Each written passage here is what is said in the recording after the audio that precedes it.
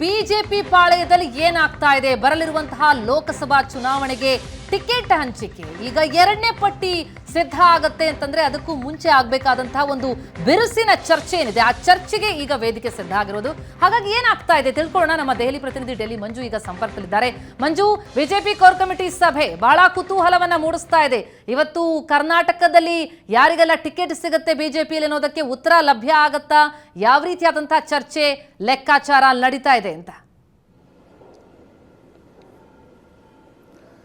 ಪ್ರತಿಮಾ, ಎಲ್ಲ ಅಳೆದು ತೂಗಿ ಈಗ ರಾಜ್ಯ ಕೋರ್ ಕಮಿಟಿಯಿಂದ ಒಂದು ಪಟ್ಟಿ ದೆಹಲಿಯ ಹೈಕಮಾಂಡ್ ನಾಯಕರ ಕೈ ತಲುಪಿದೆ. ಒಂದೊಂದರಲ್ಲಿ 2 ಹೆಸರಿದೆ, ಒಂದೊಂದು ಕ್ಷೇತ್ರಕ್ಕೆ, ಒಂದರಲ್ಲಿ 3, ಒಂದರಲ್ಲಿ 4. ಅಂದ್ರೆ ಸಾಮರ್ಥ್ಯ ಜೊತೆಗೆ ಜಾತಿಯ ಆಧಾರ ಮತ್ತೆ ಅವರು ಪಕ್ಷದ ಸೇವೆ ಮತ್ತೆ ಜಾತಿ ಲೆಕ್ಕಾಚಾರ ಇವೆಲ್ಲವನ್ನು ಒಳಗೊಂಡಂತಹ 2-3 ಹೆಸರುಗಳಿರುವಂತಹ ಪಟ್ಟಿ ಈಗ ಆಲ್ರೆಡಿ ಬಿಜೆಪಿ ಹೈಕಮಾಂಡ್ ತಲುಪಿದೆ.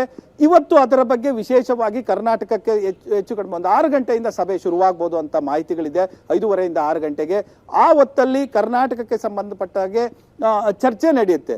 ಇನ್ನೊಂದು ಪ್ರಮುಖ ವಿಶೇಷ ಏನಪ್ಪಾ ಅಂತಂದ್ರೆ 28 ಕ್ಷೇತ್ರಗಳಿಗೆ ಕಳಿಸಿದ್ದಾರೆ. ಅಂದ್ರೆ ಮೈತ್ರಿ ಇದ್ರೂ ಕೂಡ 28 ಕ್ಷೇತ್ರಗಳಿಗೆ ಅಭ್ಯರ್ಥಿಗಳ ಪಟ್ಟಿ ಕಳಿಸಲಾಗಿದೆ ಇನ್ ಕೇಸ್ ಅನ್ನುವಂತಹ ಒಂದು ಅಂಶವನ್ನ ಇಟ್ಕೊಂಡು. ಯಾಕಂದ್ರೆ ಕ್ಷೇತ್ರಗಳು ಅದಲು ಬದಲು ಆದಂತ ಸಂದರ್ಭದಲ್ಲಿ ಏನ್ ಮಾಡಬಹುದು ಅನ್ನುವಂಥದ್ದು. ಆದ್ರೆ ಮೈತ್ರಿ ಪಕ್ಷಕ್ಕೆ ಏನು ಆಗಲ್ವಾ ಅನ್ನುವಂಥ ಪ್ರಶ್ನೆ ಕೂಡ ಬರ್ಬೋದು.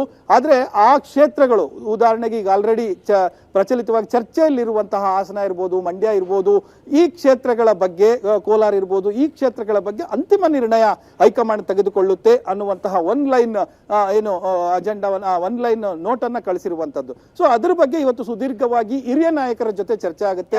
ಈ ಸಭೆಯಲ್ಲಿ ಮಾಜಿ ಮುಖ್ಯಮಂತ್ರಿಗಳಾದಂತಹ BS ಯಡಿಯೂರಪ್ಪನವರು ಇರ್ತಾರೆ, ಬಸವರಾಜ ಬೊಮ್ಮಾಯಿ ಅವರು ಇರ್ತಾರೆ, ವಿಜೇಂದ್ರ ಅವರು ಇರ್ತಾರೆ, ಸೊ ಜಗದೀಶ್ ಶೆಟ್ಟರು, ಇವರೆಲ್ಲರೂ ಕೂಡ ಕೂತು ಚರ್ಚೆ ಮಾಡ್ತಾರೆ. ಹೇಗಿರುತ್ತೆ, ಏನ್ ಮಾಡಬಹುದು, ಮತ್ತೆ ನಿರೀಕ್ಷೆಗಳು ಏನು, ಎಲ್ಲವೂ ಕೂಡ ಚರ್ಚೆಯಾಗಿ ಅಂತಿಮವಾಗಿ 8ನೇ ತಾರೀಕು CEC ಸಭೆ ನಡೆಯುತ್ತೆ. ಅಲ್ಲಿ ಫೈನಲ್ ಆಗುತ್ತೆ.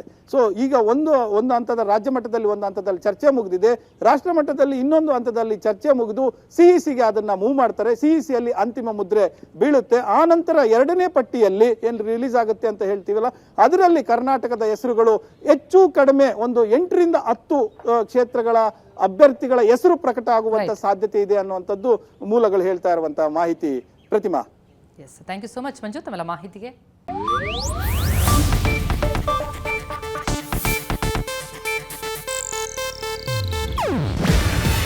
ಇದು ಏಷ್ಯಾನೆಟ್ ನ್ಯೂಸ್ ನೆಟ್ವರ್ಕ್ ಪ್ರಸ್ತುತಿ. ನೀವು ನೋಡ್ತಿದ್ದೀರಾ ಏಷ್ಯಾನೆಟ್ ಸುವರ್ಣ ನ್ಯೂಸ್.